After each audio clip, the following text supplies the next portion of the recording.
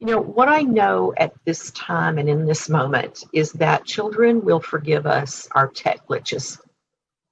What they won't, oh, okay, I'm not going to cry. I said I was not going to cry through this.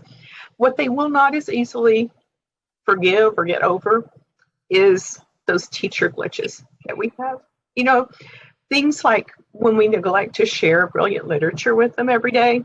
I think about how stories bring so much of the narrative of life to kids and help them to see themselves, and that the informational books that we share that really stimulate and touch their hearts and their minds. And one of the things that I keep coming back to is this Maya Angelou quote, where she says, in her brilliant, eloquent way, that people will forget what you said and they'll forget what you did, but they will never forget how you made them feel. And, more than anything today, especially now, our children need us to take these wise and kind words to heart so that we are providing the kind of environment that our kids need to be able to be who they are.